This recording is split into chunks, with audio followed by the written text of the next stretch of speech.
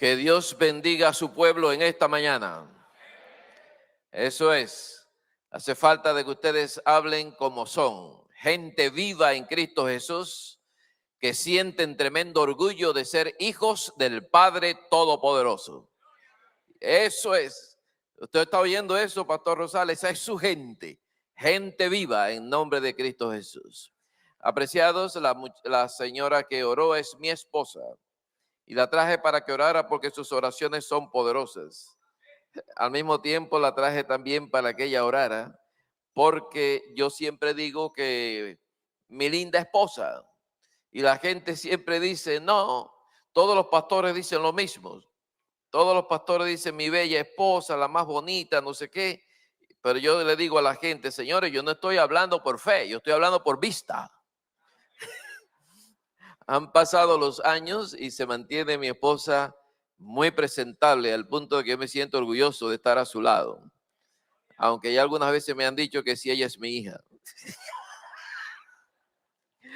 ¿Saben qué? Y todo es porque su pelo está negro y el mío no. Parece que hay un milagro en su cabeza, alguna cosa así. Muy bien, hoy es sábado y estoy chequeando aquí. Mi mensaje debe de terminar, Álvarez, déjame ver aquí. Mi mensaje de ensancha tu fe. A las 12:30 debe terminar mi mensaje. Así que me voy a preparar para eso, para terminar a las 12:30. Ensancha tu fidelidad. Y para ver cómo ensanchar nuestra fidelidad, los que han traído sus Biblias, vamos a abrirla en el libro de Daniel y vamos a leer una historia muy conocida. Generalmente en los campestres busco historias conocidas que ya todo el mundo sabe de memoria para basar allí la palabra de Dios. Daniel, capítulo 3. Yo sé que muchos lo pueden recitar de memoria. Hasta yo mismo pudiera decir de memoria mucho acá, pero vamos a leer la palabra de Dios porque aquí está la fuente de la verdad. Anoche les dije, tu palabra es verdad, ¿verdad? Santifícalos en tu verdad, tu palabra es verdad. Daniel, capítulo 3. Vamos a leer desde el versículo 15 por el tiempo. Dice la palabra de Dios.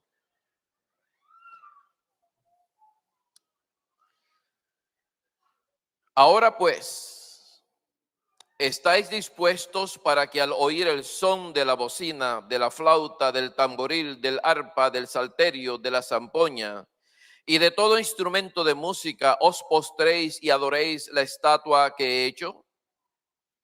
Porque si no la adoráis, en la misma hora seréis echado en medio de un horno de fuego ardiendo. ¿Y qué Dios será aquel que os libre de mis manos?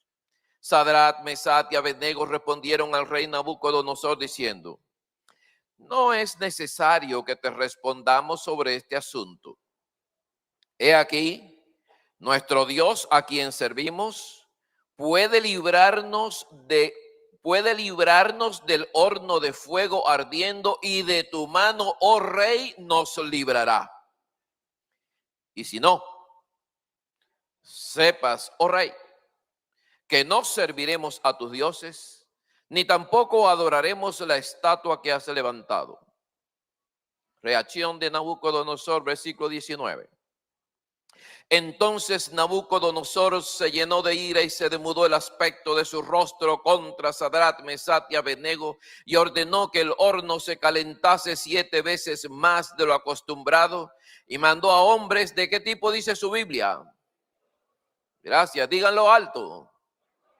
Gracias. Hombres muy vigorosos que tenía en su ejército que atasen a Sadrach, Mesach y Abednego para echarlos en el horno de fuego ardiendo. Entonces estos varones fueron atados con sus mantas, sus calzas, sus turbantes, sus vestidos y fueron echados dentro del horno de fuego ardiendo. Y como la orden del rey era apremiante y lo habían calentado mucho, la llama de fuego mató a aquellos que habían alzado a Sadrach, Mesach y Abednego. Y estos 3 varones, Sadrach, Mesach y Abednego, cayeron atados dentro del horno de fuego ardiendo. Entonces el rey Nabucodonosor se espantó y se levantó apresuradamente y dijo a los de su consejo, ¿no echaron a 3 varones atados dentro del fuego? Ellos respondieron al rey, es verdad, oh rey. Y él dijo, he aquí yo veo 4 varones sueltos que se pasean en medio del horno de fuego sin sufrir daño alguno. Y el aspecto del cuarto es semejante al Hijo de los dioses. Entonces Nabucodonosor se acercó a la puerta del horno de fuego ardiendo y dijo a Sadrach, Mesach y Abednego, siervos del Dios Altísimo, salid y venid. Entonces Sadrach, Mesach y Abednego salieron de en medio del fuego y se juntaron los sátrapas, los gobernadores, los capitanes, los consejeros del rey para mirar a estos varones, como el fuego no había tenido poder alguno sobre sus cuerpos. Y escucha, iglesia, ni aún el cabello de sus cabezas se había quemado, sus ropas estaban intactas y ni siquiera olor de fuego tenían. Palabra de Dios. Queridos hermanos, esta historia, como les dije, es muy conocida. Y esta historia revela que nosotros tenemos un Dios todopoderoso. Ese Dios creador del cielo y de la tierra, creador del agua, del fuego y de los elementos invisibles y visibles. Ese Dios es tu Dios, ese es mi Dios, ese es nuestro Dios. Alabado sea su nombre para siempre. Apreciados, ese Dios te ha demostrado a través de esta historia que Él está con sus hijos fieles en las buenas, que Él está con sus hijos fieles en las malas y que también está con aquellos que ensanchan su fidelidad en las malísimas. Ese es un Dios que opera en la eternidad, trasciende al tiempo y al espacio. Es un Dios, hermanos míos, que no tiene límites para interactuar en nuestras pruebas, para que en el nombre de Jesús salgamos más que vencedores. Hoy en día, la conferencia de Chesapeake está enfrentando momentos bastante difíciles. Tienen ustedes un desafío de ensanchar su territorio, ensanchar sus iglesias, ensanchar los grupos pequeños, ensanchar la cantidad de jóvenes que está llegando a la iglesia. Ustedes tienen un tremendo desafío, pero también ustedes tienen la competencia de las redes sociales, de la industria del entretenimiento. Tienen ustedes el desafío de la globalización, de la tiranía de las multitudes. Todas esas cosas están condicionando la vida de cada hombre y mujer y joven que está aquí, de los visitantes que están ahí sentados en el salón. Esas entidades globales están cambiando la manera de pensar y el paradigma que mantiene los principios de nuestra iglesia. Por tanto, hermanos míos, hoy se están perdiendo valores, se reemplazan los principios por la convivencia y el estado confortable. Pero yo les digo a ustedes, hermanos míos, la iglesia nunca está perdida al 100%. Eso dice que Dios va a triunfar contigo y sin ti. Dios va a triunfar conmigo y sin mí. El triunfo de Dios no es discutible. Yo no sé si tú vas a triunfar con Dios, pero sí le digo a la iglesia, Dios y su iglesia van a triunfar. Por tanto, hermanos míos, atiende bien este asunto. Los jóvenes hebreos estaban allí, eran los exiliados, vamos a decir los indocumentados de Babilonia, los que no sabían bien el idioma de allí de Babilonia, el idioma caldeo. Ellos habían llegado allá, pero de la noche a la mañana, por el sueño de Nabucodonosor extraviado y perdido, se pasan de ser exiliados más o menos en el grupo de los graduandos.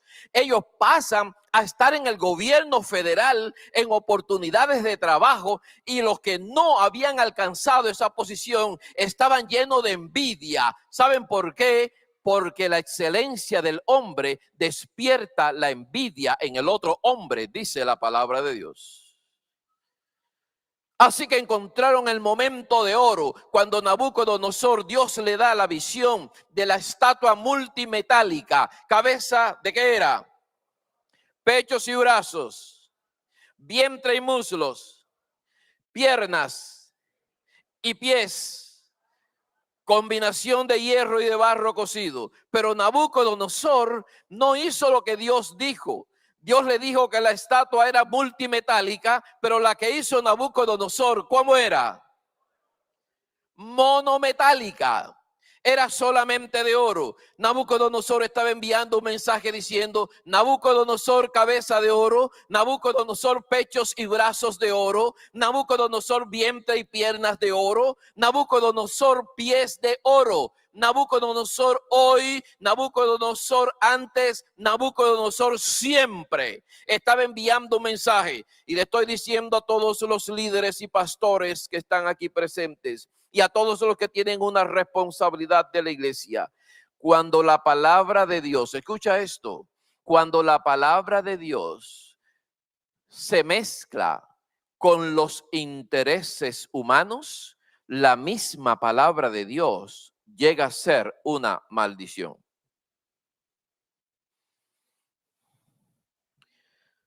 Se lo repito, cuando la palabra de Dios se mezcla con los intereses humanos, la palabra de Dios llega a ser una maldición. Cuando tu canto, Lisbeth, escúchame, cuando tu canto se mezcla con los intereses humanos y con tu yo, tu canto llega a ser una maldición. La misma estatua que Dios había dado, que hubiera sido un medio didáctico para que el mundo entero supiera que eran solamente 4 imperios y que el quinto iba a ser de Jesucristo, se convirtió en un ídolo de adoración en la llanura de Dura. La misma palabra de Dios fue falsificada cuando entró en los intereses de Nabucodonosor. Y escuchen, hermanos míos, no sé cuántos de ustedes han escuchado que la señora White tiene una nota que dice que iglesias enteras se perderán con sus ministros y con sus pastores. ¿Han oído esa nota? Levante la mano los que han oído esa nota. Ven. Muy bien. Les voy a decir una verdad con respecto a la nota esa. Es mentira.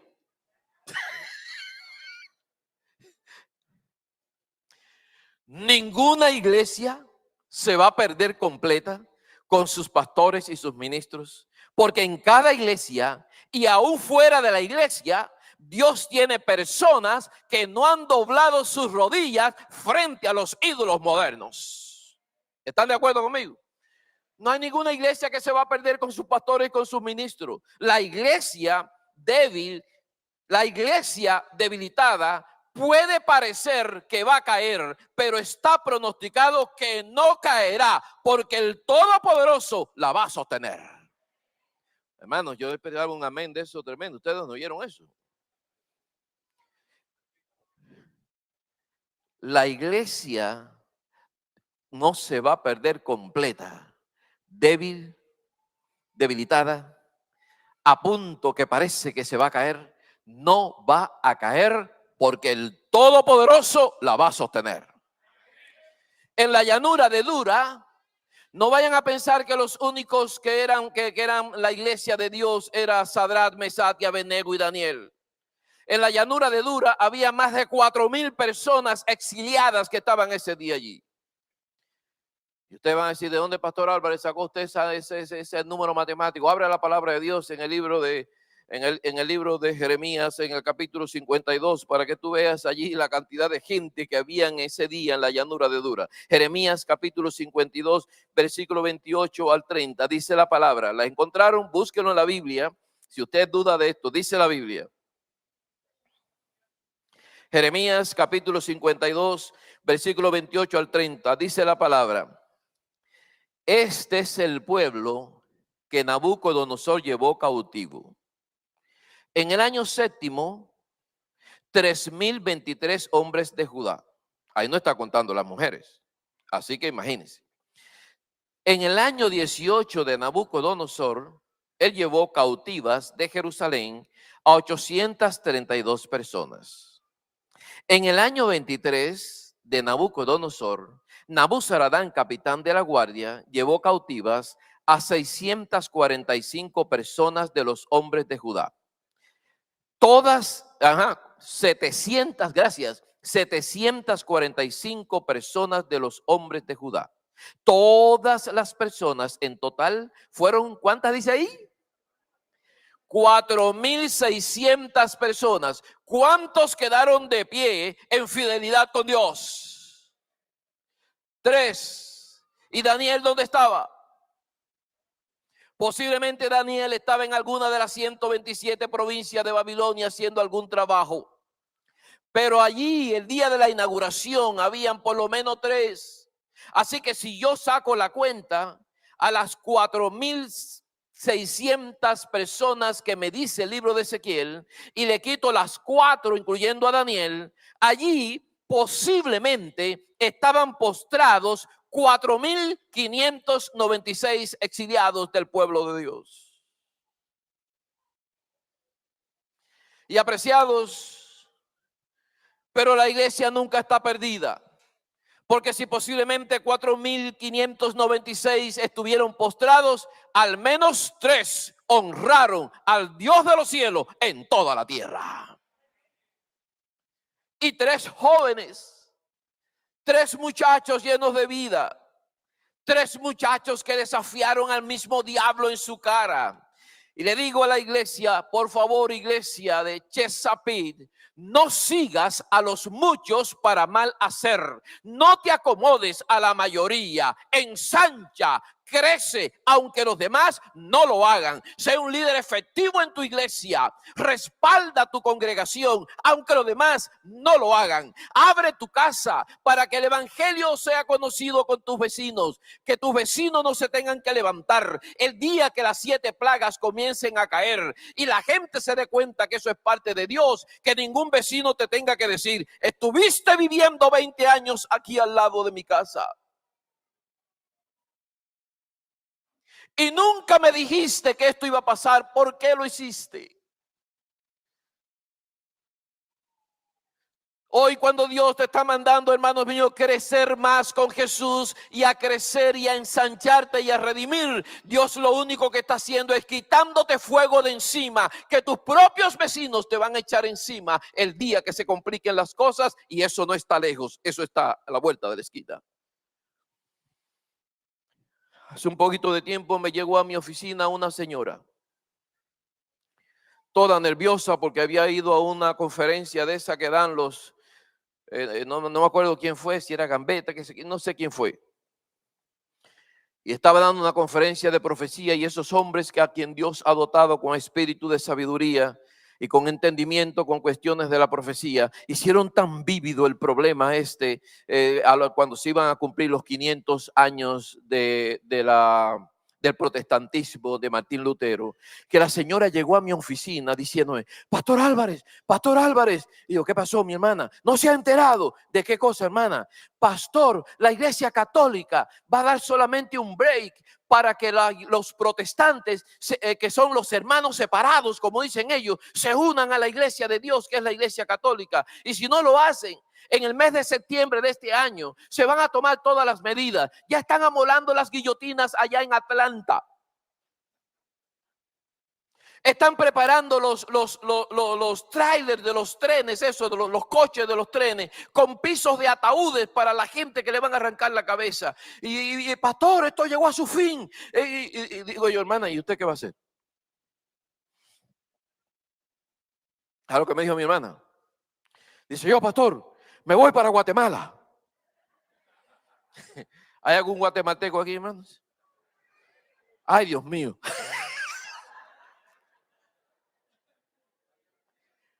Me voy para Guatemala. Y digo yo: hermana, allá en Guatemala ¿hay algún seguro contra la persecución? Dice: no, pastor, pero hay allá, ¿cómo se llama? Me dijo ella, selvas. Hay selvas tan tupidas por allá que el pastor no se puede dar ni un paso. Digo: entonces la van a agarrar.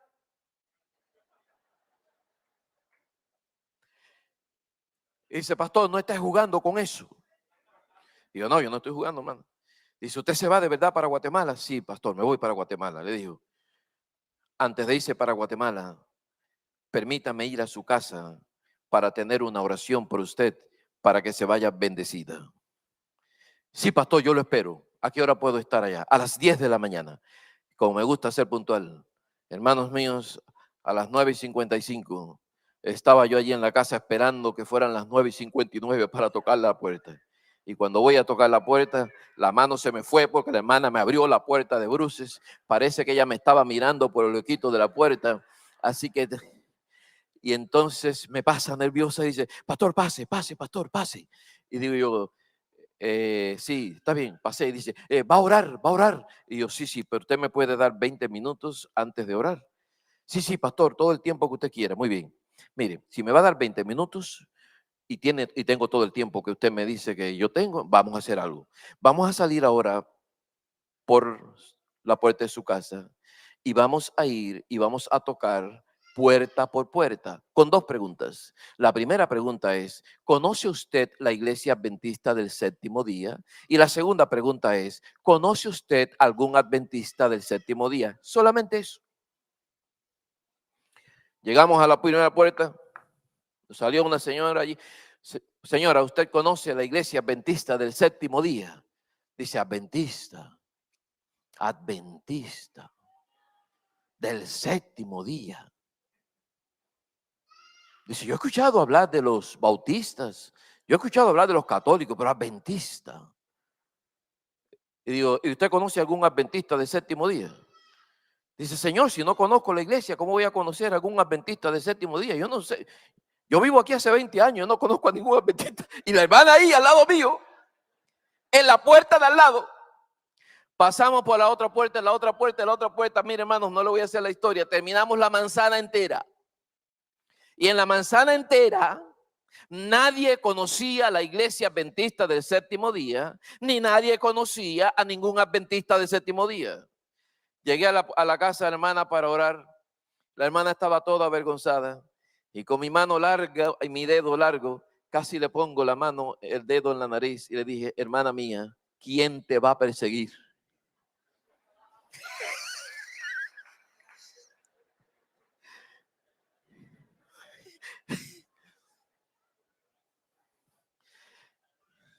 Le dije yo a ella, ¿me van a perseguir a mí? Que estoy predicando aquí y allá, a mí me van a perseguir. Van a perseguir al pastor Alejandro Bullón, van a perseguir a los pastores acá, van a perseguir a los de los grupos pequeños. A ti nadie te conoce, tú no tienes que irte para la selva, te puedes quedar aquí. ¿Quieres que te persigan? Entonces, hermana mía, crece más con Jesús.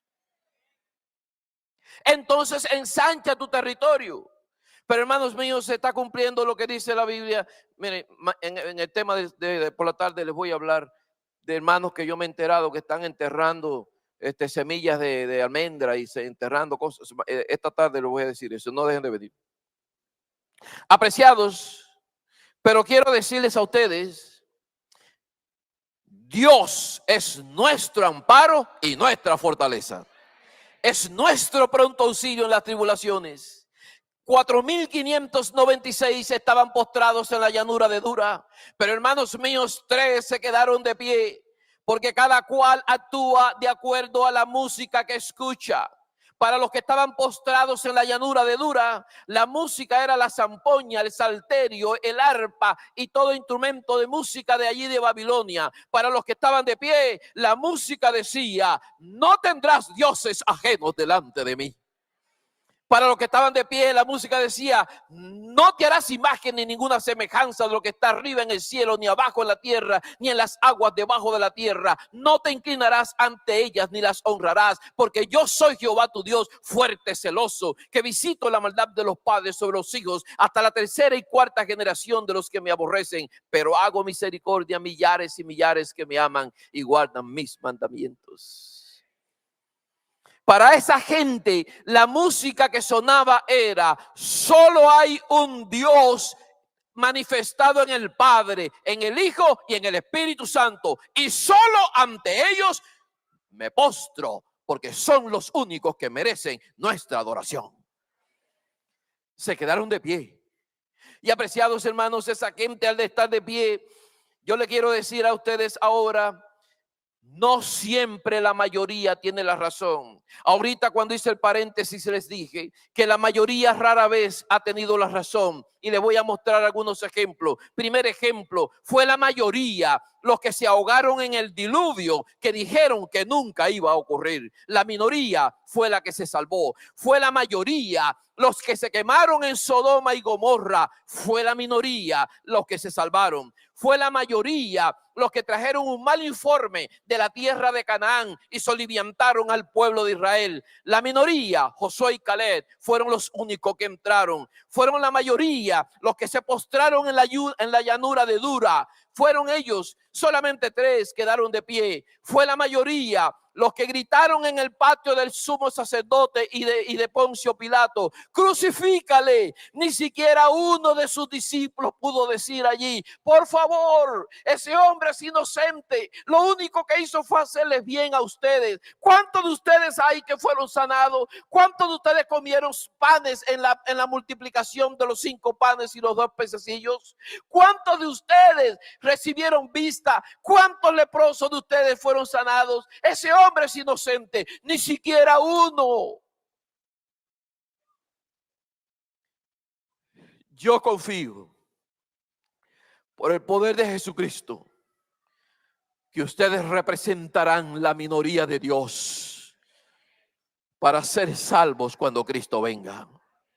Iglesia querida, en estos minutos que me quedan, quiero decirte que Dios se puede aprovechar de los dictámenes y se puede aprovechar de las extorsiones y se puede aprovechar hasta de las blasfemias, porque Dios sabe hacer caminos derechos de sendas torcidas. Dios se aprovechó de la misma, vamos a decir, vanagloria de Nabucodonosor para humillarlo en su propia cara.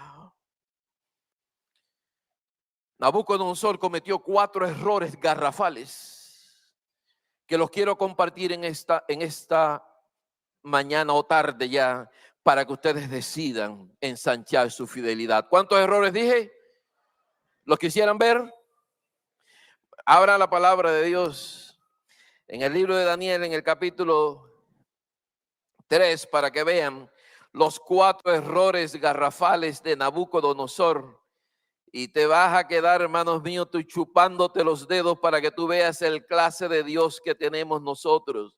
El primer error que Nabucodonosor cometió está registrado en el capítulo 3 y en el versículo 15. Y dice la palabra de Dios: ahora pues, ¿estáis dispuestos que al oír el son de la bocina, de la flauta, del tamboril, del arpa, del salterio, de la zampoña y de todo instrumento de música, os postréis y adoréis la estatua que he hecho? Porque si no la adoráis, en la misma hora seréis echados en medio de un horno de fuego ardiendo. Miren el primer error. ¿Y qué Dios será? Aquel que os libre de mis manos. Conferencia hispana, miembros hispanos de la conferencia de Chesapeake, el Dios tuyo y el Dios mío nunca será. Nuestro Dios es. Repito eso. Nuestro Dios nunca será. Nuestro Dios, hermano, pero díganlo con sabor. Vuelvo a repetir, nuestro Dios nunca será. Nuestro Dios, el nombre preferido de Dios, cuando Dios va a hablar de su nombre, siempre dice ¿qué cosa? Yo soy. Ese es el nombre preferido de Dios. Yo soy. Yo soy, ¿qué cosa, hermanos míos?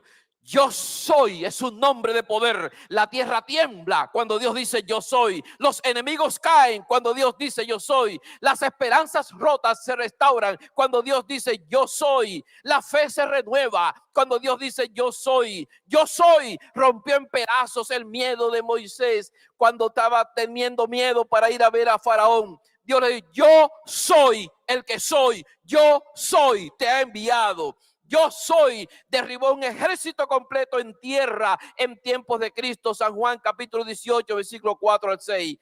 cuando Dios dice yo soy, suceden cosas maravillosas. Y Dios dijo yo soy cuando salió de la tumba. Yo soy la resurrección y la vida. Y el que crea en mí, aunque esté muerto, vivirá. Yo soy. Y hermanos míos, también en esta tarde Dios te dice a ti, querido hermano, la camisa de rayas. Yo soy en tu experiencia personal. Querida señora de la blusa roja, de mangas al codo, yo soy. Está entendiendo tu experiencia al venir aquí y los sacrificios que has hecho para llegar. Esa situación, confíalas en las manos todopoderosas del que te dice hoy a través de mis labios, yo soy. Yo soy, hermanos míos y apreciados. Nabucodonosor dice que Dios será. Por tanto, los muchachos no se dejaron amedrentar porque ellos saben que Dios no será, Dios es. Y por eso le dijeron, el Dios a quien nosotros servimos nos librará de tu mano, puede librarnos. Y si no me libra, no voy a adorar. Iglesia de Chesapí, por favor, si Dios te libra del cáncer, obedécelo. Y si no te libra, obedécelo también, porque el poder de Dios se perfecciona en nuestra debilidad.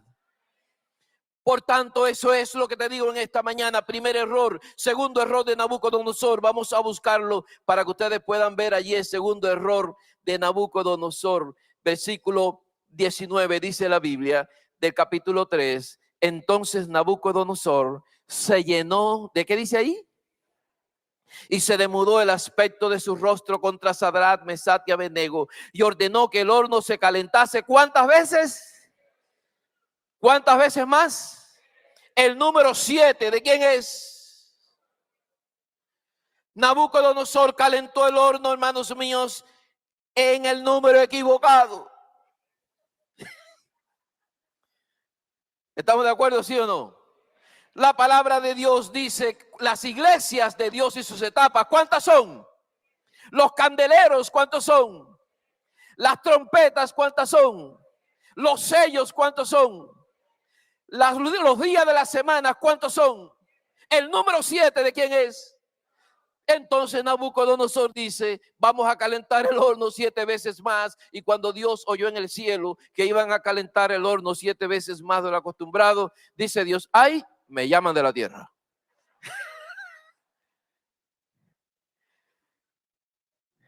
Y ese Dios dejó el cielo. Ese Dios dejó los serafines, dejó los querubines. Ese Dios dejó los 24 ancianos.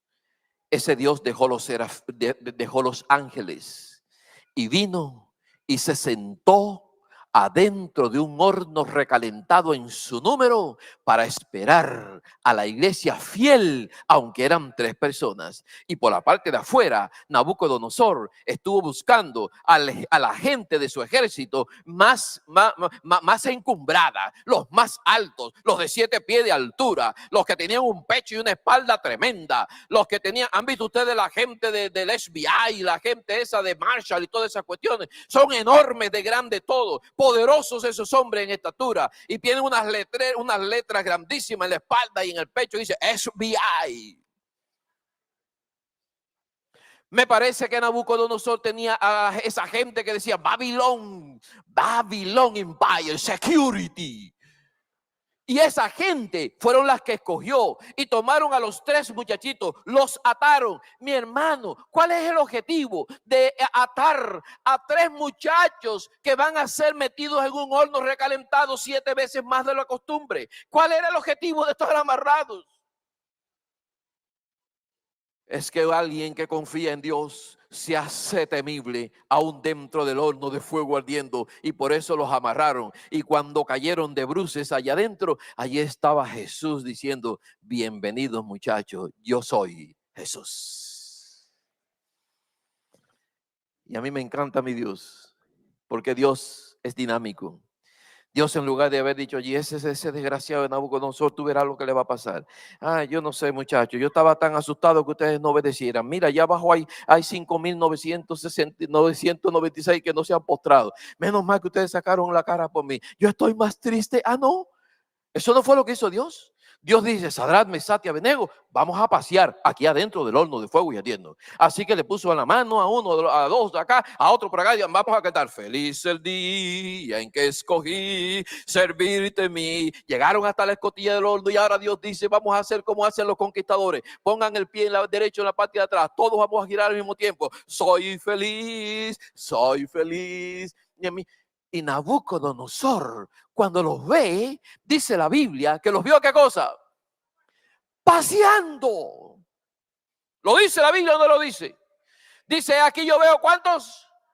4 paseándose en el horno de fuego ardiendo. Iglesia querida, es verdad que van a venir momentos difíciles a este mundo. Es verdad que las profecías se van a cumplir, pero la peor de tus pruebas, lo peor de tu vida, se puede convertir en un paseo al lado de Cristo Jesús. Por eso dice la Biblia, dice el eslogan, crece más con Jesús. Y ahora Cristo está paseando allá. Y ahora viene el tercer error de Nabucodonosor. Primer error, decir que Dios será. Segundo error, calentar el horno 7 veces en el número de Dios. Tercer error de Nabucodonosor. Mírenlo ustedes, hermanos míos. Ahí en la palabra de Dios. Y dice la palabra de Dios.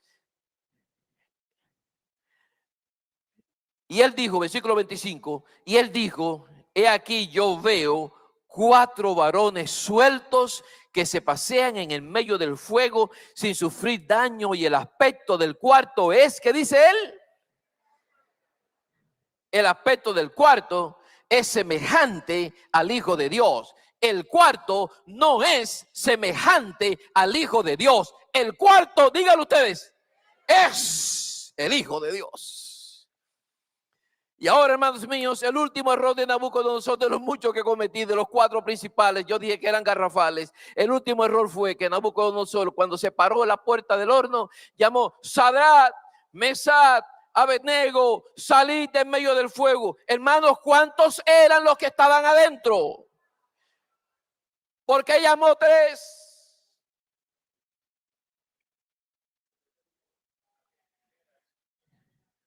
Él sabía cuántos peligro había en llamar al cuarto, pero realmente no había ningún peligro en llamar al cuarto.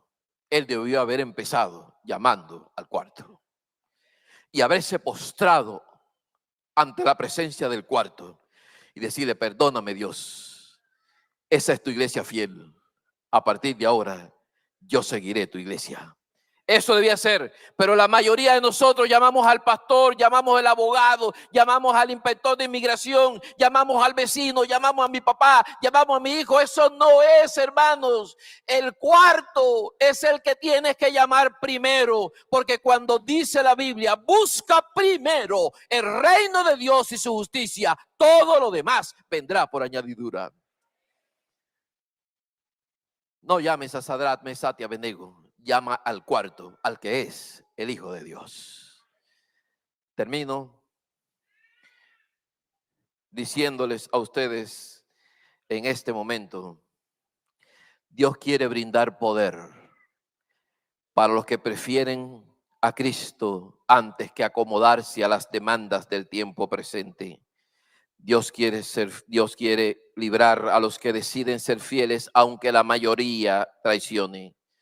Dios quiere salvar a aquellos que prefieren morir antes de deshonrar a su Señor.